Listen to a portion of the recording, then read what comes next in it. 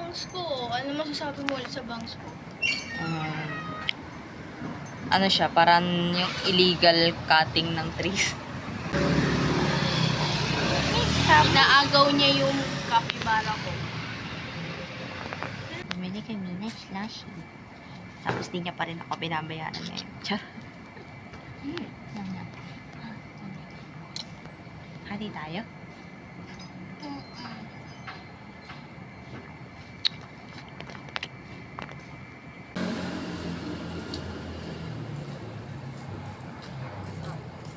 Oh, Drikin.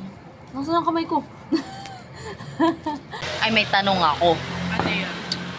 So, 'di ba, parang ngayon is kilalang like parang masarap na fries is potato corner. Anong thoughts mo dun? Okay lang naman siya sa french fry eater. Ang problem lang nila, ang mahal. Yun lang. Sa tingin mo, if i-compare mo siya sa ibang fries, alin ang ano? Kung i-compare ko siya sa ibang fries, ang gusto ko kasi yung fries yung ano. Depende kasi. Kasi sa McDo, gusto ko yung fries nila. Mainit, tapos may cheese. Yung sa Jollibee, okay lang naman yung plain fries nila. Sa Wendy's, gusto ko yung fries nila pag mainit. Yung KFC, yun talaga, actually, How about non-brand? huh? Non-brand.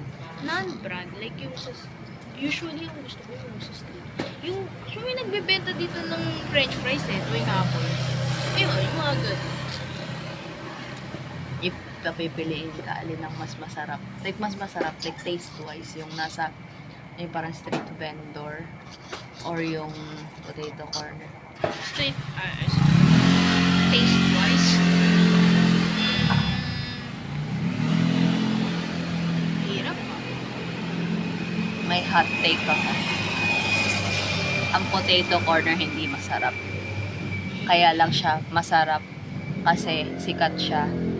Pero I think kaya lang siya sikat dahil mahal siya. Like, alam mo yung para nagsiset ng standard when it comes to iPhone. Although Ay, ang oo. iPhone, maganda talaga siya.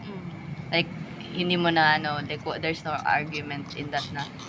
Pero, like, let's say, like, pag naka-iPhone kasi, hindi lang yung, hindi lang yung tawag doon quality yung nabibili mo, pati din yung identity mo as someone na bumibili nun.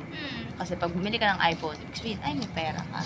May social status na kasama. Feel ko parang ganun yung, potato corner. Like, hindi siya masarap. Hindi siya masarap.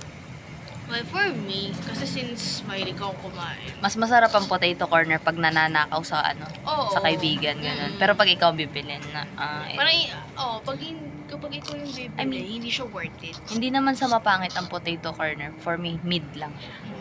Ayun. Mas gusto ko pa rin yung binibili sa street food. Pero walang masasarap sa Jollibee. Biglang ganun. Sko ka. Para kang like yung pala kang malaki ang mata. Hi.